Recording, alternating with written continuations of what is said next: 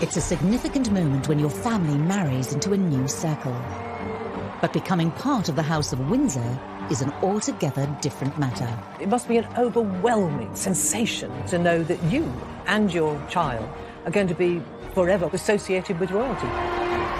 What is it like to suddenly find your family intimately within the royal orbit?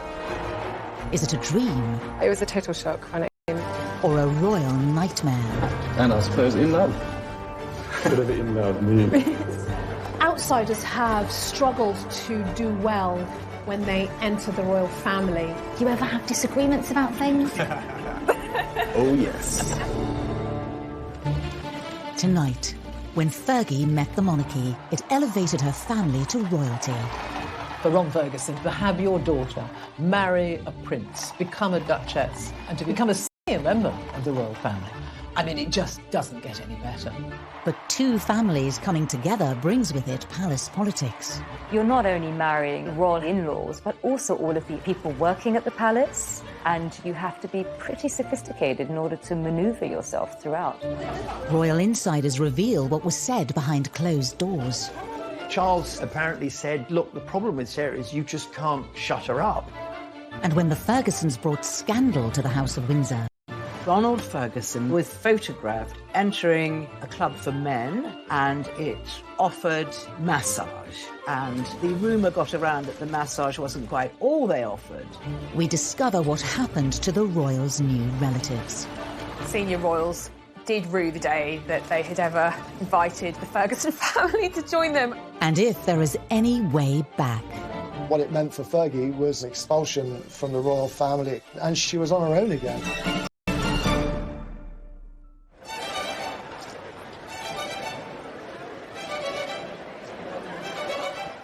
The love affair between Fergie and the monarchy began in the summer of 1985 at Ascot. As the royals prepared to return for dinner at Windsor Castle, an unsuspecting Prince Andrew was about to be set up on a date. Prince Andrew was in the Navy, he was still a bachelor, and I think that the royal family were quite keen for him to settle down. Diana said to the Queen, you know, I think it would be lovely if we could invite Fergie. She's a friend of mine, she's about the same age as Andrew. Both were good time gals and boys, and the scene was set at Windsor Castle with a lot of booze.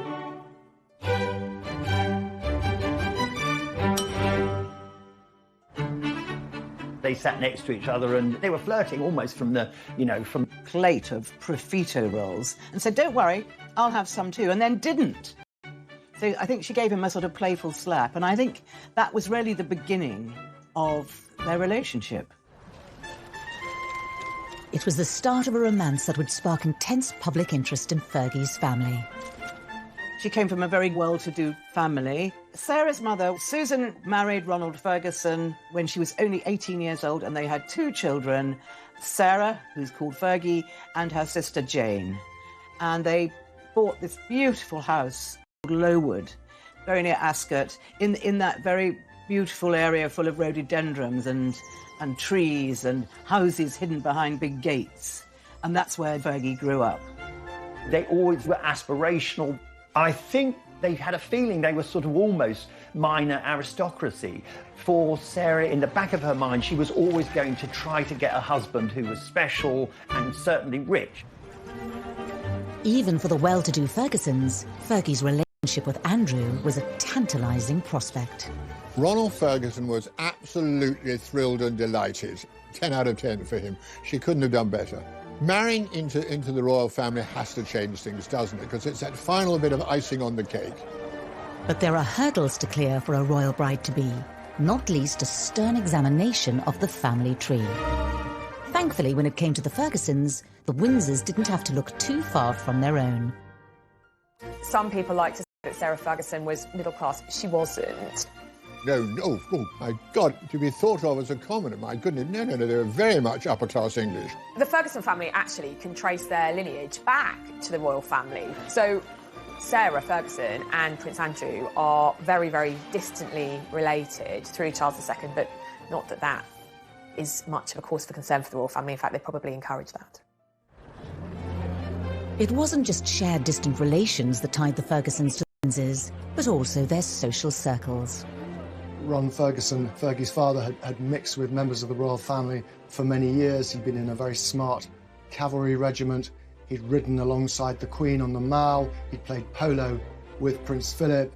And of course, he managed the polo lifestyle of the Prince of Wales. So they were a family that the Windsors were familiar with. Because horses and polo was such a big part of her parents' life, Fergie, in fact, met Andrew when she was around 3 years old. Of course, neither of them would have remembered, on the side of the polo field. So actually, throughout her childhood and adolescence, Sarah had a lot of exposure to the aristocracy and to the royal family. She was very much part of that crowd.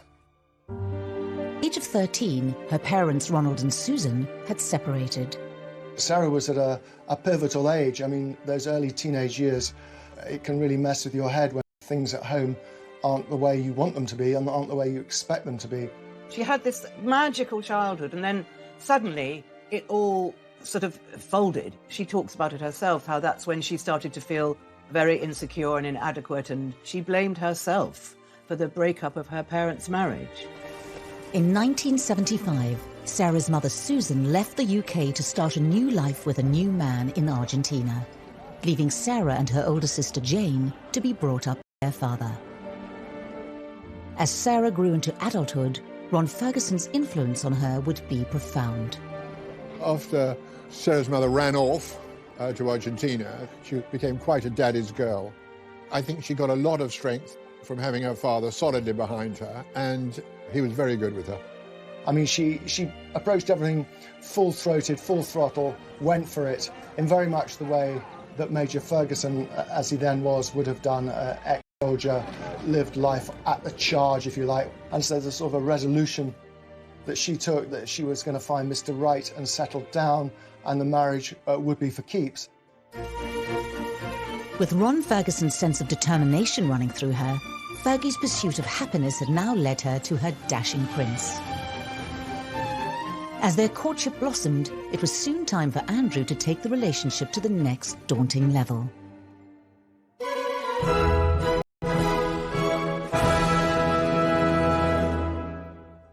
Sarah was invited to Sandringham for a shooting weekend because the Queen always believed that, that the only way that her children are going to ever get to know anyone is to entertain them in one of the royal homes. Well, I think for Sarah to meet the Windsors is a hugely pressurising point in her early relationship with Andrew, because here you are, you're the outsider coming in. You know that everybody's gaze is on you. Her own mother and father had been to Sandringham for shooting weekends, and obviously they had told her what to do. So she was not completely ignorant of how it was going to work, but she was very nervous. So I think she found herself in that situation feeling, I don't know if they're going to like me, I also want them to absolutely adore me, and all that at once can be a pressure cooker situation for things to go monumentally wrong. And I think in Sarah's case, they kind of did. When she walked into the double sitting room at Sandringham, I think she tripped over one of the Queen's corgis and she spilt her drink. And then in her fluster, she just thought, who are all these people?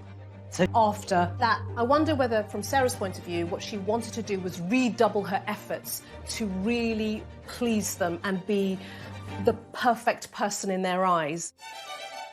Despite less than royal first impressions, Fergie set about winning over the Windsors by appealing to their interests. She was someone who really threw herself into the pursuits that the royal family value. For example, she learned to drive four in hand, you know, carriage driving, the thing that Prince Philip at that time absolutely loved, and she was pretty good at it. And Philip thought this was extraordinary. She had learned to ride at a very young age, and Her Majesty loves horses, and she liked to ride, and the fact that Sarah could accompany her on horseback was another huge plus.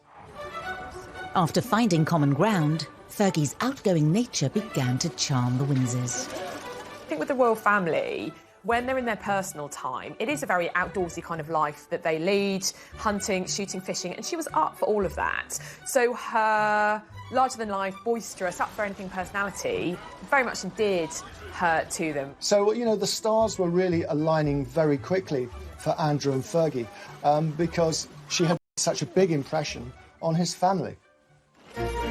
Sarah had passed the sternest of royal tests. Her family were up to scratch, and all that remained to unite the Fergusons and the Windsors was for the prince to pop the question. Andrew went down on one knee and he asked her to marry him. She just burst out laughing.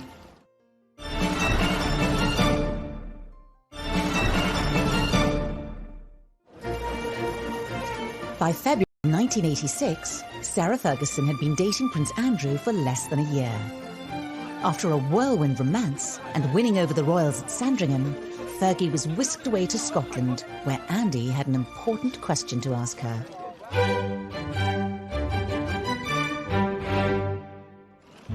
Fergie and Andrew went to spend the weekend with the Duke of Roxburgh at Flores Castle, well, as you do if you're a prince. And during that time and that romantic setting, he went down on one knee and he asked her to marry him. And I think she was so surprised. I mean, she just burst out laughing.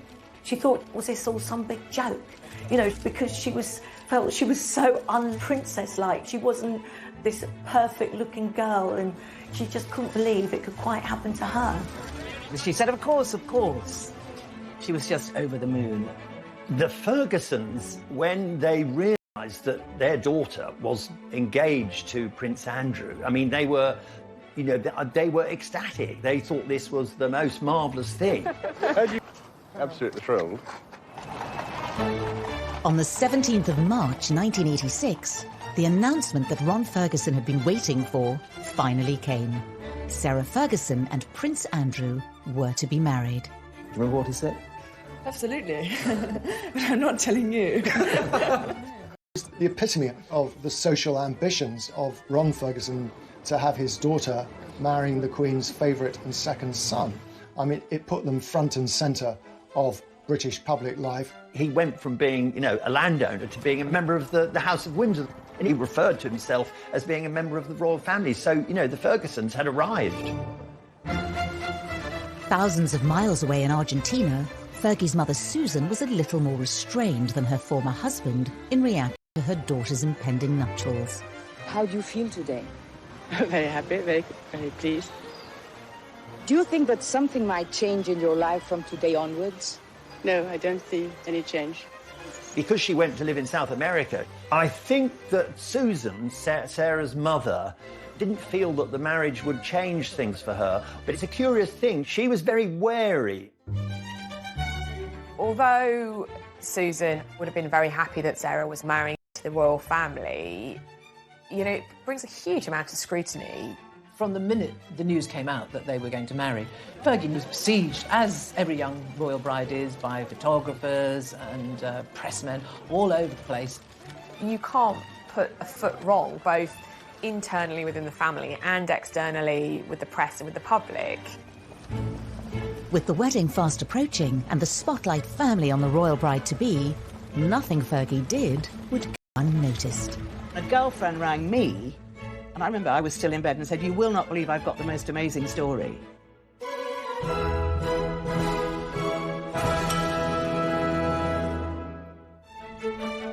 Sarah and other people at the hen night, including Diana, dressed up as police women and were supposed to set off for Annabel's nightclub where Andrew was having his stag night. But before anyone knew it, the real police arrived and sort of bundled these girls into the back of a police van, at which point Diana apparently pipes up, said, "Anyone got any smoky bacon crisps?" And suddenly it dawns on these coppers who are hauling these girls off to sort of West End Central Police Station that they got the Princess of Wales in the back. And, oh my God, it's Sarah Ferguson, the royal bride-to-be. Obviously the girls were let out, nothing happened, but the night was still young. So Fergie and Diana decided to make their way to Annabel's. At that time, Annabel's nightclub in Berkeley Square was the most exclusive. On the floor, bottles of champagne were being fired in every direction. I mean, it was a bit of a riot. What the girls then did, as Prince Andrew was coming back from his stag do, as he was about to enter Buckingham Palace, they got the policeman to stop him getting in. And Prince Andrew then started reversing back. I mean, this is one hen do I wish I had been on, let me tell you.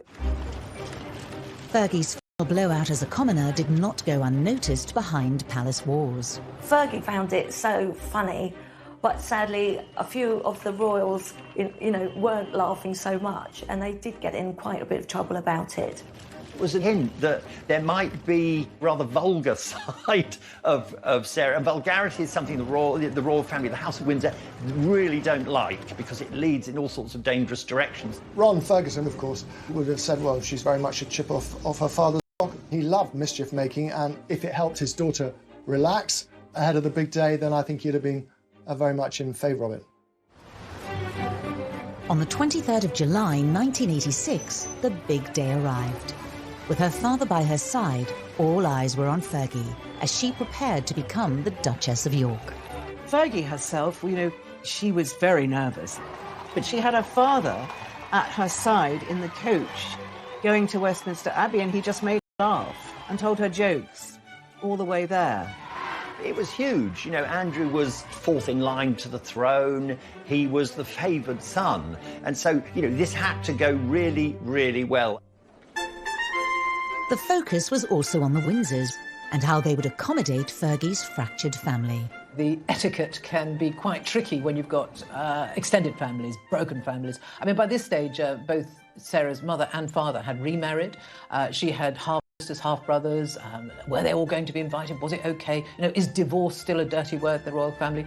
The other thing to remember is the fact that Fergie's mother had married an Argentinian. That was obviously a discussion at the time. It wasn't that many years since Britain had been at war with Argentina over the Falkland Islands.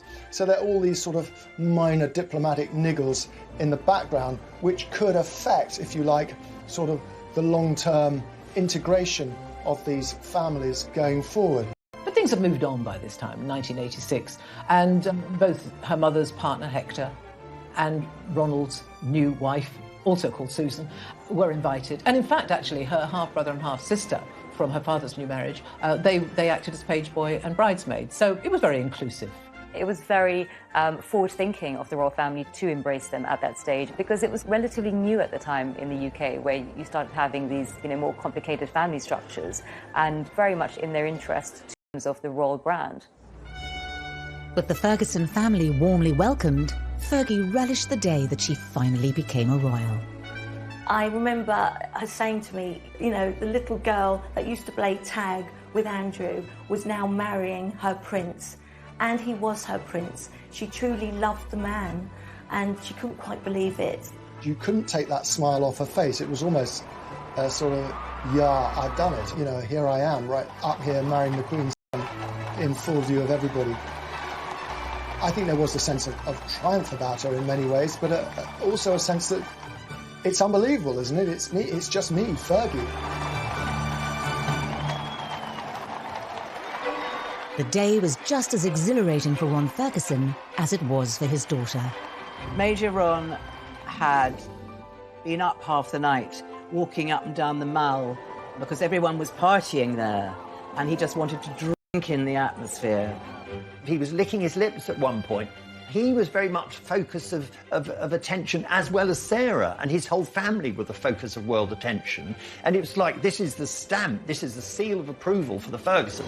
He'd been part of royal circles for a long time, but to have your daughter marry a prince, become a duchess, with all the grand ceremonial at Westminster Abbey, and to be included in the royal family, become a senior member of the royal family, I mean, it just doesn't get any better. The union of the Fergusons and the monarchy was now complete. All that was left to seal a perfect day was for the royal couple to make the traditional balcony appearance in front of thousands of well-wishers. At the end of the wedding, that afternoon, there was just a hint that all might not be well, because they did a very strange thing. They did this odd business of kind of working the crowd up, almost like they were a sort of musical entertainers. The crowd were chanting kiss, kiss, kiss, and Sarah was sort of conducting and orchestrating this. Well, I think there's a fine line between sort of exuberance and sort of being over the top. And Fergie strayed too often into the over-the-top realms. She somehow just didn't know when to sort of throttle back. The senior royals standing alongside There was an uncomfortable feeling about that. Again, the word is, it was slightly vulgar. So, although the wedding itself was good, there was a hint of trouble to come. The honeymoon period was to be short-lived, as the daggers would soon come out for Fergie. Charles apparently said, look, the problem with Sarah is you just can't shut her up. Then her father brought shame on her royal in-laws. Ronald Fergie offered massage, and the rumour got around that the massage wasn't quite all offered. And the Fergusons' royal dream quickly turned into a nightmare. Fergie knew she had to face her mother-in-law, and the Queen was absolutely furious.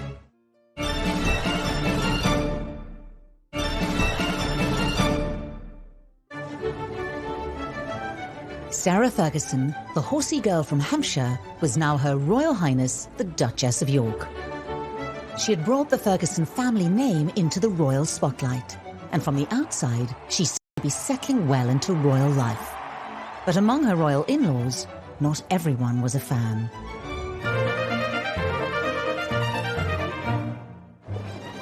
Anne was probably the only senior royal who, right from the start, was very wary of Sarah. I mean, she called her the outsider. One of the problems for Anne was that she was outranked by Sarah, and officially at least, strictly according to protocol, she should have curtsied to Sarah, and that was never going to happen.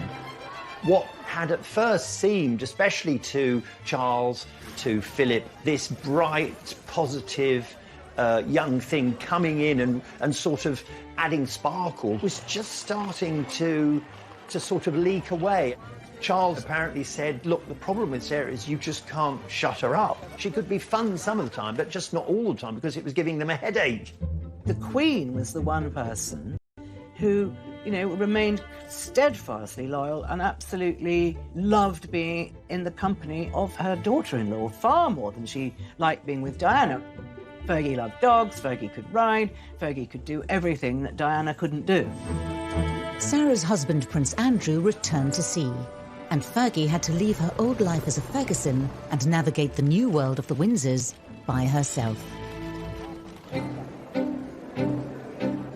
Whenever you marry, you also marry the family to a certain extent. But when you marry into the royal household, it's a completely different level, because all of a sudden, you're not only marrying into the in-laws, but also all of the advisors, the people working at the palace. It's like a huge corporate structure.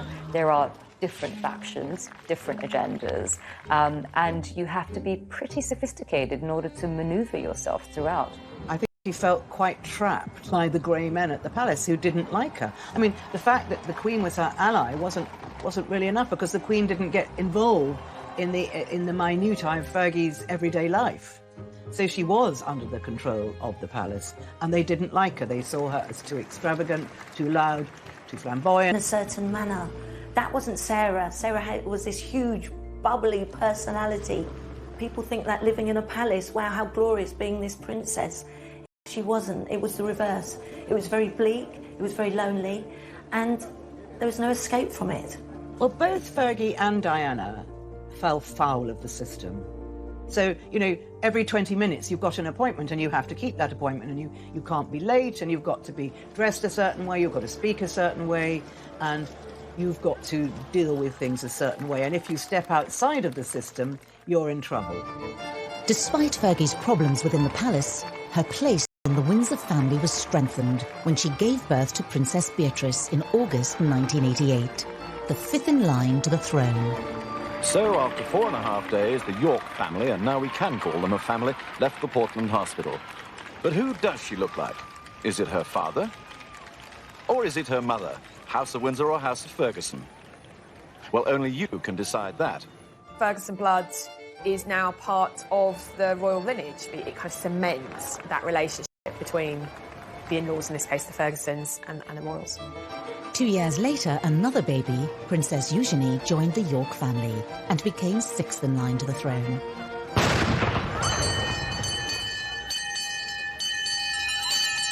Oyez! Oyez! Oyez! Her Royal Highness Duchess of York was safely delivered of a daughter at 7:58 p.m. today. Her Royal Highness and child are well. had given the Windsors their first royal princesses since Princess Anne's birth. Her most significant champion, the Queen, even came to visit the Duchess in hospital. But despite the monarch's support, Sarah seemed to be losing allies within the royal circle. Even the British press, who had once welcomed her with open arms, began to criticise her behaviour. Fergie and Andrew first went to America. They were in Los Angeles, and I was there. I was part of the press crew there. I would just remember they were at this very big conference, and Andrew was giving a speech, and then Fergie got up and gave a little speech. Sarah, and I know against advice, wanted to make a speech, which, the wives of royals wouldn't normally do. It's breaking with protocol. But she insisted. At last, I have the turn to talk. All these men around here. Love you. I'll see you later. That phrase, it was only a joke, but it had a sort of sexual connotation, which is a complete no-no. Same sort of flattering headlines that she'd had up until, in the early years of the marriage. It was Ron and her father who stood up for her, and in fact it was one of the things that upset her at the time was that the monarchy, the institution, were not defending her from these, what she considered to be unfair attacks in the press, but her father did. Although the tide was beginning to turn against the Duchess, it was ironically her father, Major Ferguson, who first brought disgrace into Sarah's new life as a Windsor.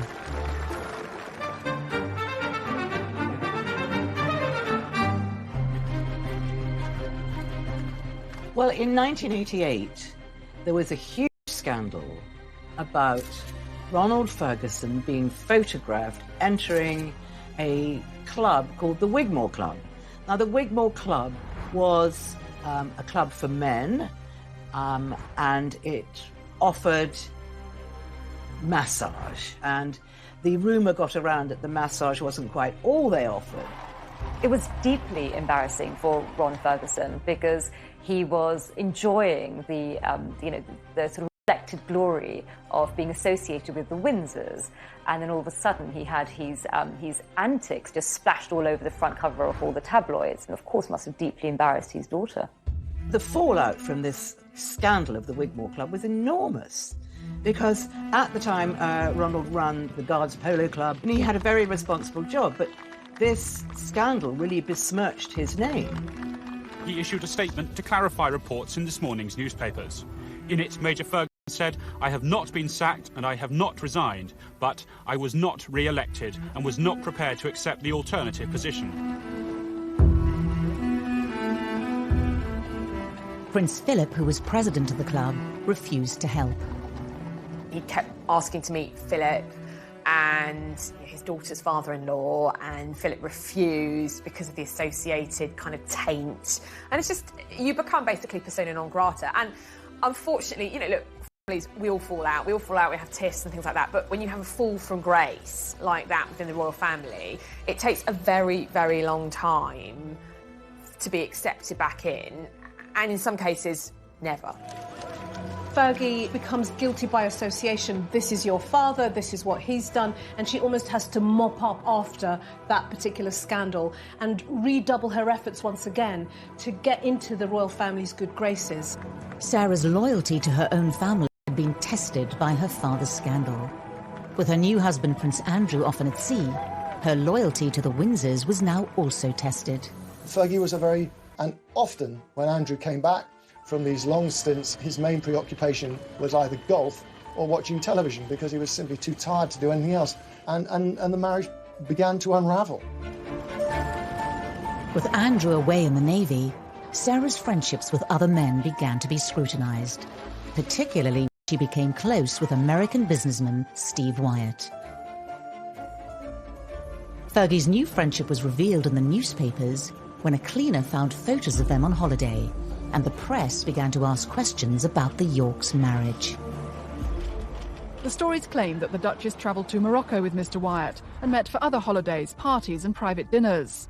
A cleaner at Mr. Wyatt's former flat is said to have found photographs of the couple together.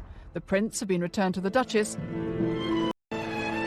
It wasn't an obvious example of definite proof of infidelity, but, you know, it was pretty close. Typically, the attitude towards extramarital affairs in the upper echelons of society, the aristocracy, the royal families, is that they're tolerated. But I think the sort of cardinal sin is when they are made public and when they are under public scrutiny.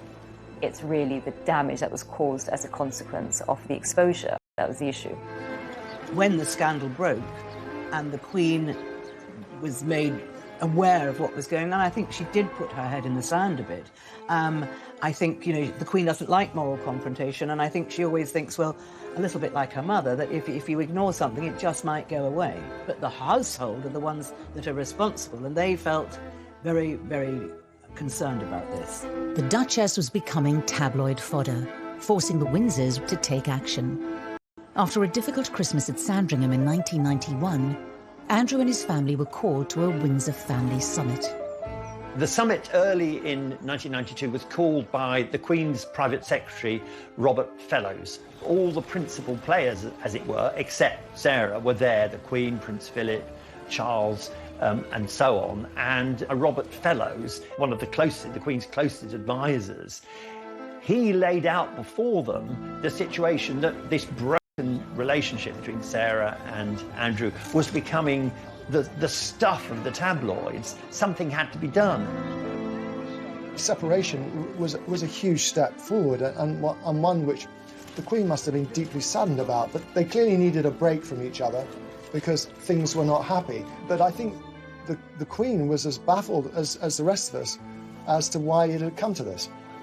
Sarah had to decide to either make the marriage work or move on. In March, the Duke and Duchess announced their separation. The Yorks' apparent separation role and future as a divorced Duchess of York will take the royal family into uncharted waters. I remember sitting with Fergie, having tea, I think, and she was trying to describe, she said, I just couldn't be in that royal world anymore. She was on her own again, and who was there to help her and pick up the pieces? Well, her father and the Fergusons. They were really the only people she had who she could turn to. The Ferguson family's union with the Windsors seemed to be coming to an end, but worse was in store for the Ferguson name.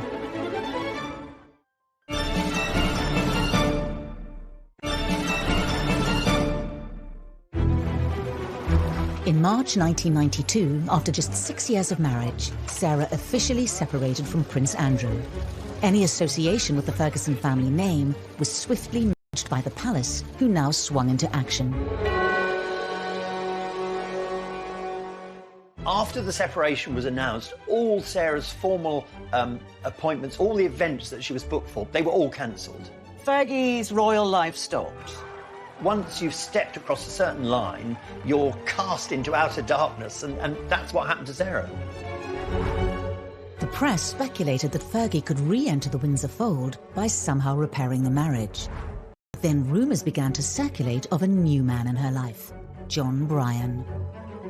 Fergie was in a very distraught state, so her friend of the moment, who was her financial advisor, supposedly, John Bryan, decided, let's get away from it all. I'll rent a villa in the south of France, and Fergie and I will go there with the children and the nanny, and we'll just have a break. But unfortunately for them, the photographers found them immediately. Unknown to Fergie and John Bryan, they had been caught by the paparazzi. Sarah later flew to Balmoral to stay with the royal family on their annual summer break. The morning's newspapers are all laid out on a side table in the breakfast room in Balmoral, and that morning's newspapers were filled with pictures of Sarah Ferguson. She was caught lying in the sun with this guy, apparently sucking her toes. I mean, he claims, as if it makes any difference, he was kissing her toes. Anyway, unbeknown to Sarah, the newspapers had got photos. Paparazzi had taken these pictures, the newspapers got them. These are the pictures that the Queen and her son, the Duke of York, will have seen at the breakfast table at Balmoral this morning. An intimate series of photos showing her daughter-in-law and his wife, topless at the poolside in the south of France, kissing a Texan millionaire. The Queen's granddaughters, 5th and 6th in line to the throne, are pictured standing by watching. self-confident Sarah when she saw these pictures. And apparently Prince Philip came into the breakfast room, picked up one of the papers and just threw it in front of her and walked out. Fergie went up to see the Queen because she knew she had to face the music and face her mother-in-law, and the Queen was absolutely furious, apparently. It was the Queen's daughter-in-law. It was so embarrassing. Fergie had shamed the Ferguson and Windsor names and left Balmoral soon after. Duchess of York left Balmoral Castle today using a side entrance of the royal estate to drive to Aberdeen Airport. Her two daughters, Princess Eugenie and Princess Beatrice, were with her. No longer the luxury or privilege of an aircraft of the Queen's flight, for the Duchess just an ordinary scheduled flight to Heathrow. After the toe-sucking incident, the Windsors, they really want nothing to do with her. Famously, Sarah sent flowers to Princess Margaret, who sent them back with a note saying, "You're an absolute disgrace to the family."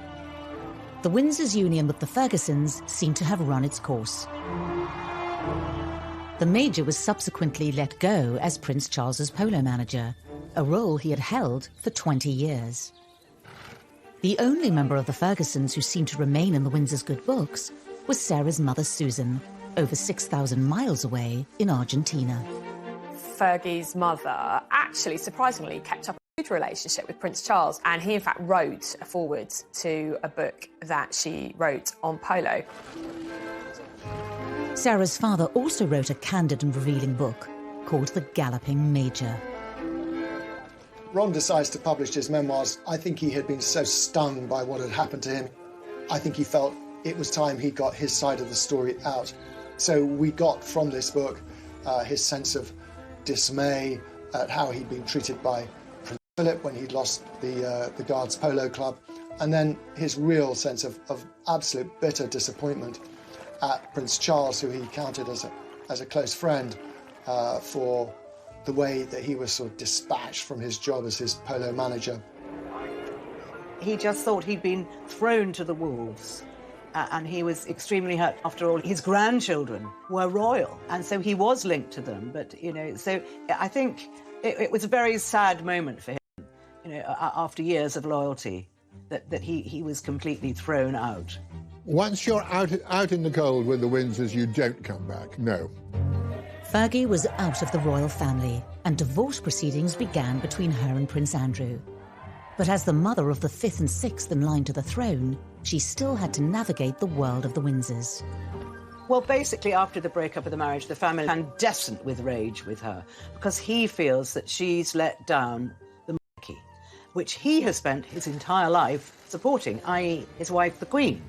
And in a few years, Fergie had reduced the reputation of the monarchy to shreds in his mind, and he was absolutely not going to put up with it. And he said to the Queen, "She is not coming here. She's out. I don't ever want to see her again." In the wake of Sarah's divorce from Andrew, the custody of the two Windsor princesses became an issue. The Queen is being advised that a quick and clean divorce is now needed to protect the monarchy itself, as the marriage of her second son falls so publicly apart. The Queen is reported to be determined that her grandchildren, Princess Eugenie and Princess Beatrice, should remain within the royal family, even if the Duchess decides to live abroad. It was put forward as a serious suggestion by the House of Windsor, by the royal family, largely because they feel they should be always in control, that they, or rather Andrew, would have custody of the children, and Sarah would be not exactly pushed away, but she would have visiting rights. And I know at the time, Sarah's father was absolutely outraged and spoke to the press of his horror. He outspokenly defended his daughter when there were suggestions in a newspaper that she may lose custody of her children as part of a divorce settlement. I think it's absolutely monstrous and quite unbelievable that there should be these suggestions that she should. I think it's hurtful, it's desperately hurtful, I think it's inhuman and cruel. Sarah and Andrew eventually agreed to co-parent their children. But for the two royal princesses, Windsor family gatherings had to continue. Your children become the royals' children, and that meant Christmas at Sandringham with Prince Philip, the Queen, and all the other members of the royal family. The Queen loved having her grandchildren around her, but it did present a major dilemma for Fergie, because Fergie was not invited. Fergie would be offered the house on the Sandringham estate. She would stay at Wood Farm, and the children would go to the big house and be with their father and mother, and they found this a little difficult to understand. I think it was Beatrice that said to her mother once, "Aren't you good enough for them? Mummy, I don't understand." So it was all a little awkward and very sad. Ron, of course, found this quite monstrous, the way that his daughter was treated. He felt that the Windsors had really been very cold. In 2000, Major Ron lashes out at Prince Philip for not inviting Sarah to Christmas Day lunch at Sandringham. And I think he shows great empathy for his daughter and great understanding that, you know, she's suffered enough, don't you think? Let her back in, at least for Christmas dinner. And I think that's why he steps up with this enough. Sarah and Andrew officially divorced in May 1996. Fergie could retain the name Duchess of York, but was stripped of her Royal Highness title. Any support she could take from the Ferguson clan also began to slip away. In 1998, Sarah loses her mother, who dies in an accident, and in 2003, she loses her father, and her only sister lives in Australia. So we once again find her in that space where she's isolated, lonely, and cut off, and grieving. The closest family she had left in the UK were her daughters and her ex-husband, Prince Andrew. Sarah had very publicly cuckolded Andrew, and yet Andrew is very forgiving of her. He continues to be there for her. He helps her financially. Prince Andrew inherits a royal lodge, the Queen Mother's home in Windsor Great Park. He does it up at great expense, and Fergie pretty much moves in with him and continues to live there. It was baffling to the royal family, particularly to Prince Philip, who could not understand why she was still occupying a royal home. And they were very, very determined to make this one of the happiest divorces you could do. And that's what they did. As Fergie's turbulent history with the Windsors faded, she was slowly and quietly admitted to the fringes of royal life. But in 2010, she was in debt and made a reckless decision, revealed in an explosive undercover exposé. It's £500,000 when you can me open doors. New Prince Andrew? Yeah. Is that a deal? Yeah.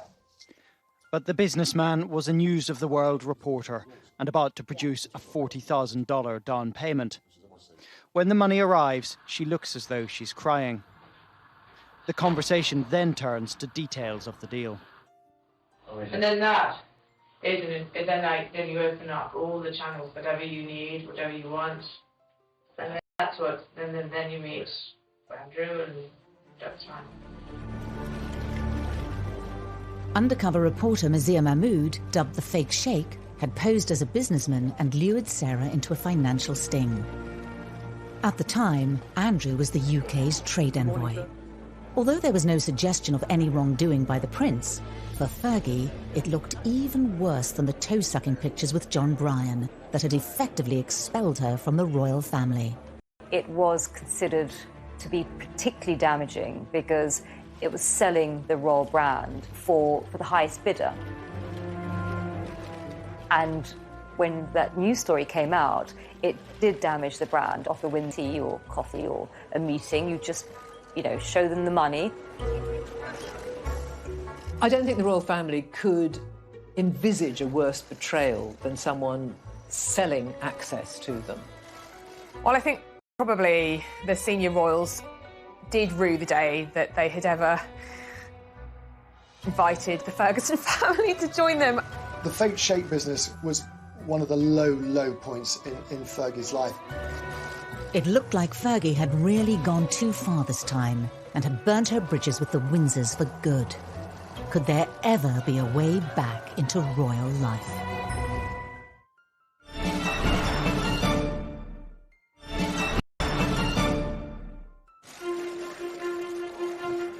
In the face of scandals, affairs and divorce, there were only two things that joined the Windsor and the Ferguson families together indefinitely. Their names were Beatrice and Eugenie. The children are the glue between the Fergusons and the House of Windsor, and that glue is unbreakable. Having grown up in the shadow of their parents, as young women they found themselves torn between the Windsor and Fergie. Beatrice and Eugenie, by this time, are adults. They're very conscious of their position within the royal family. But they also have this relationship with their mother, who is such a pivotal part of their lives. I'm here for you, Mom. Yeah, thanks, Mum. I see myself as a mini mummy. So I kind of have this sort of image that anything you could do, I want to do better. So I want. I have to tell you, that's easy. The product of two strong but very different families, they would ultimately have to pave their own way. Their mother, Fergie, was once again out in the cold. Sarah, why did you use Prince Andrew's name to further financial gain?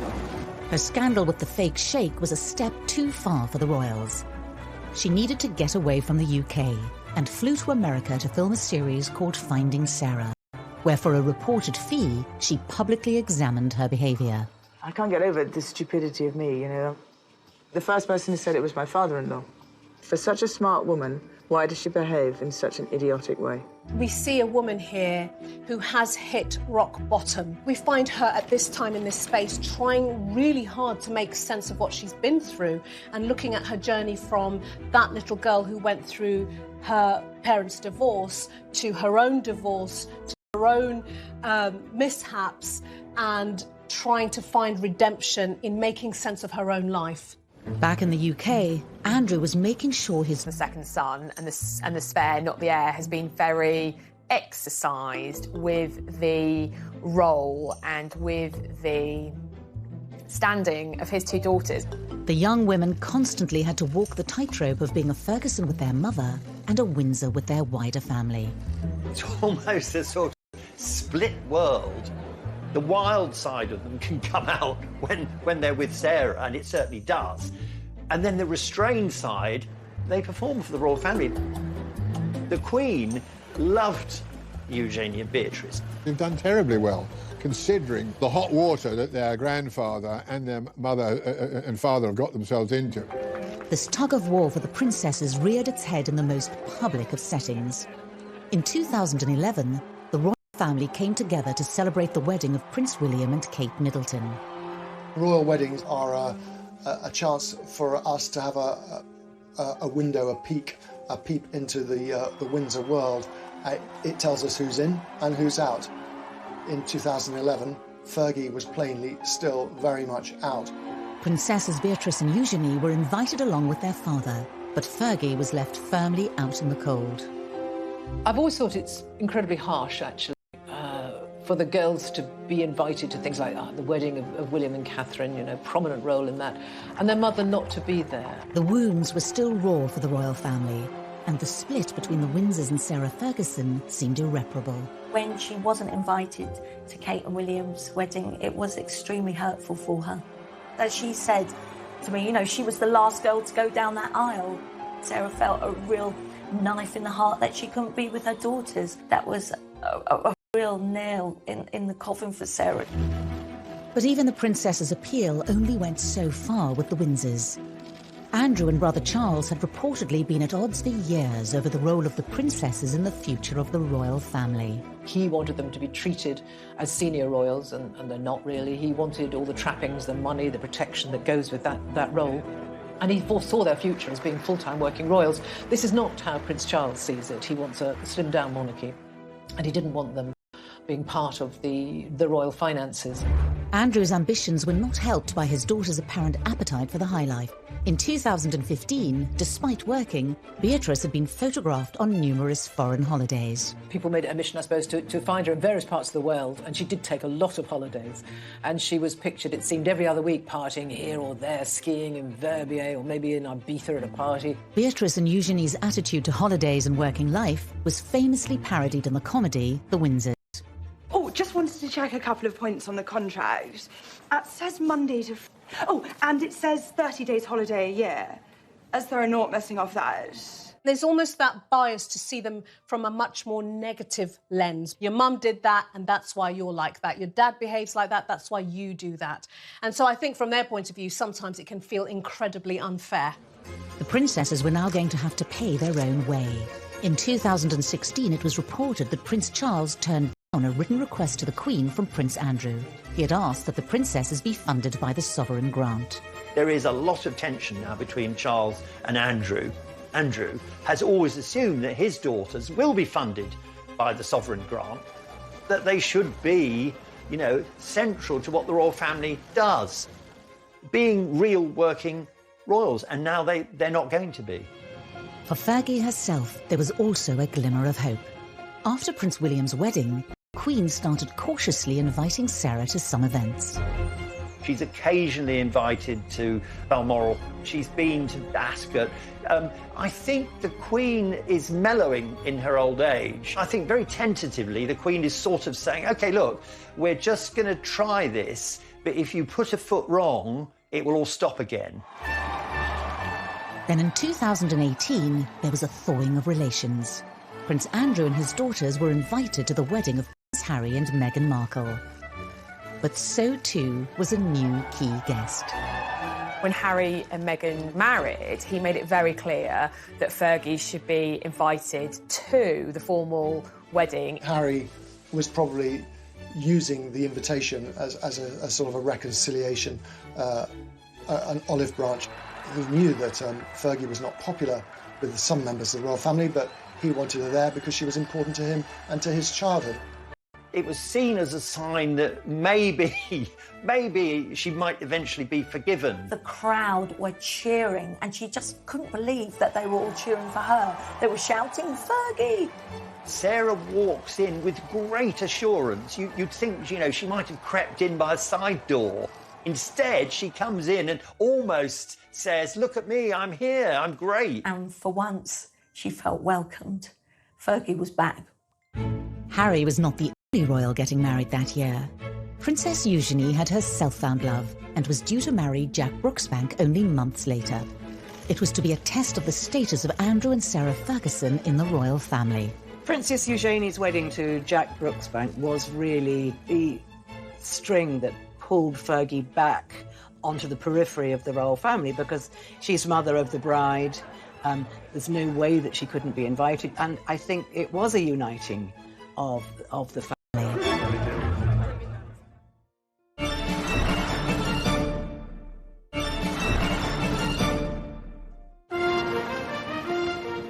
St George's Chapel in the heart of Windsor Castle was a fitting place for a wedding of a princess.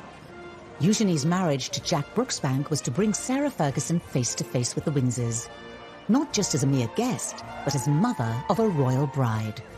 If there's any link, positive link, between the Fergusons and Windsor, it will be the two daughters. So there's almost an inevitability about Sarah being with members of the House of Windsor because of their children. But while the Queen had been cautiously warming towards Fergie, this didn't extend to her husband. For many, many years, Philip absolutely refused to have anything to do with Fergie at all. And if she walked into a room, if she happened to walk into a room, which was pretty rare, he'd exit stage left immediately. It was Sarah Ferguson, who had walked down the aisle 2 years before, who was the most nervous on the big day. Having not been part of the royal family for so long, she didn't want to put a foot wrong. She only just beat the bride to the door of St George's Chapel, and she got out just waving, and she was like on ebullient form. In the crowd, there was a welcome reminder of the Fergusons of days gone by. She had spotted her mother's best friend who had come to see her on this momentous occasion. Suddenly, there she is. Her daughter's getting married in St George's Chapel. The church is full of her friends, and she is in the sort of number one mother of the bride position. So it was immense social rehabilitation. But as the guests gathered inside the chapel, there was some nervousness around the arrival of a key royal guest. There was a huge amount of speculation before Eugenie's wedding about whether Philip would finally give way and be in the same building as Fergie. He managed to make it to St George's Chapel and took his place in the ceremony, not far from Fergie. It obviously marks some kind of thawing in the relationship. Perhaps when you get to that very great age that Philip is at, you start seeing things a little differently. Fergie had a qualified return to the fold as guest of honour in the heart of Windsor Castle, for her daughter would always be a Windsor. But she was carrying with her a physical reminder that she would always be a Ferguson. Sarah carried her mother's handbag think that was a little sign and a show of love and affection for her mother, who sadly couldn't be there on the day. She obviously, was very sad that her own mother wasn't around as much for her growing up, and she wanted to be there every step of the way for her girl. But within a year, spectacularly from grace. In 2019, new details of Andrew's long-term friendship with convicted paedophile Jeffrey Epstein emerged. The Epstein scandal really seems to have tentacles that reach out and have enveloped Andrew's family because, well, Jeffrey Epstein was a guest at Princess Beatrice's 18th birthday party. You know, he's a family friend. When Fergie was in one of her many money troubles, she turned to him for a loan. So it's very intertwined, really. He decided to do this interview. He'd only just told the Queen he was going to do it. It was the wrong move. Do you regret the whole friendship with Epstein? Now, still not, and the reason being is that the people that I met and the opportunities that I was given to learn, either by him or because of him, were actually very useful. The thing is, he didn't know what to do, whether to do this interview or not. Beatrice actually advised him to do this, thought it would be best if Andrew spoke openly, as honestly as he could, and from the heart. But it just was a total disaster. Just the worst interview I think anyone has seen. It was to be a scandal too far for the royal family and for the Queen. 4 days after he was interviewed by Newsnight, Andrew gave up his royal duties. There's no template here. He can't stop being the Queen's son. He can't stop being a member of the royal family. All he can do is no longer represent or work for that family. The tables had turned. After years of Andrew standing firm in the face of Fergie's scandals, it was now his ex-wife who was supporting Andrew as he found himself distanced from the Windsors. There's this huge loyalty, which I think actually comes from Fergie's side of the family. This great loyalty that their father instilled in them. It's a very strong trait in Fergie and the two children. 2020 was to be a new era for the family. For Fergie, none of her family were any longer working royals. She's carved out her own career. She goes from project to project now. I mean, her latest project is writing, or co-writing, a Mills and Boon romantic thriller. Sarah has taken to Twitter to reach an audience for her debut novel, promoting it in what looks like a home video. Follow your heart, but do you dare? Lady Margaret, she loves to ride side saddle. She's strong, she's rebellious, she's courageous. It's based on a long-distance Ferguson family relative, someone who wouldn't conform to society with red hair. I wonder who she will attract the ire of the royal family, who she has really worked hard to get back and integrate herself in. It may not only be in fiction that Sarah Ferguson is thinking about romance. Fergie and Andrew's close relationship has fueled rumours that they could retie the knot. Will Sarah and Andrew marry again? Will they remarry? Never say never, that's what I say. I'd love it if they did. I think the girls would love it. Whether they will or not is another thing. But much water has passed under the bridge since the heady days of 1985. With the Windsors, even moments of reconciliation will never mask the fact that for Fergie and Andrew, things will never be the same again. I think Andrew and Fergie are the most married divorced couple that I know of, but real marriage? No, not a chance in hell. She doesn't want to get back into the straitjacket of royal life. She wouldn't be accepted anyway. There's no place for Fergie. As Fergie, Prince Andrew and the princesses look to the future, the Ferguson name may not hold the same power as it did. I think now it's Andrew and Fergie, really, who are the royal outcasts. I would suspect that the royal family are rather hoping that Andrew and Fergie will sort of quietly fade away without any more embarrassments. One thing is for certain, in royal circles, Fergie will never be forgotten. Fergie would never be free of the Windsors. The Windsors were never going to be free of Fergie. However much some members of the royal family and maybe the establishment and maybe the grey men at the palace may want to permanently distance Fergie from the monarchy, it won't happen because those two royal princesses are the bond between the Fergusons And the royal family. They really do bring the royal family together, and that is thanks to Sarah, because she's been the most wonderful mother to these girls. They will remain in the public eye. They will remain of public interest. And so that bond will never be severed.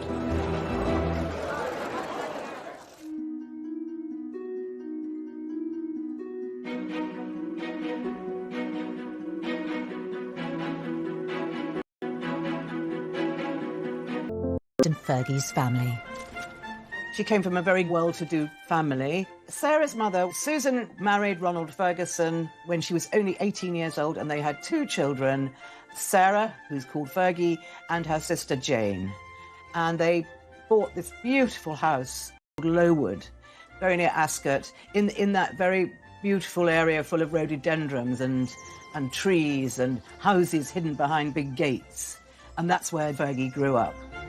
They always were aspirational. I think they had a feeling they were sort of almost minor aristocracy. For Sarah, in the back of her mind, she was always going to try to get a husband who was special and certainly rich. Even for the well-to-do Fergusons, Fergie's relationship with Andrew was a tantalising prospect. Ronald Ferguson was absolutely thrilled and delighted.